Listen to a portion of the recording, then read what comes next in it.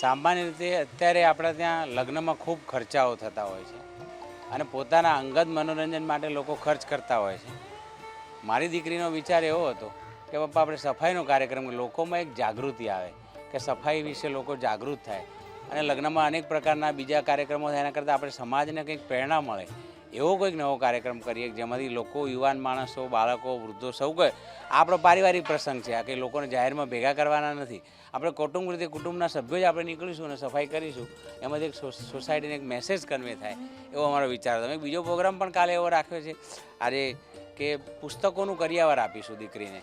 26 વર્ષની એની ઉંમર છે, 26 પુસ્તકો આપણા વરિષ્ઠ પત્રકાર પ્રકાશ શાહના હસ્તે અમે કરિયાવર પણ આપીશું.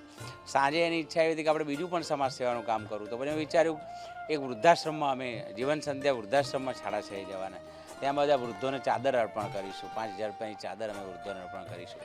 એટલે આપણો અંગત પ્રસંગ જે આપણા માટે આનંદનો પ્રસંગ છે, એક સમાજ માટે પણ આનંદનો પ્રસંગ બનવો જોઈએ અને સમાજ સેવાનો એક મેસેજ જવો જોઈએ. આપણા અંગત મનોરંજન માટે આપણે બધું કરતા હોઈએ છીએ, ખાઈએ છીએ, પીએ છીએ, ફરીએ છીએ, ડીજે કરીએ છીએ, બધું જ કરીએ છીએ, પણ સમાજને કંઈક એમાંથી મળે અને પ્રેરણા મળે, ભવિષ્યમાં બીજા બધા લગ્નોના ખર્ચાની જગ્યાએ આવું આ તરફ પણ લોકો વળે, તો એ પ્રકારનો એક આખો ખ્યાલ હતો.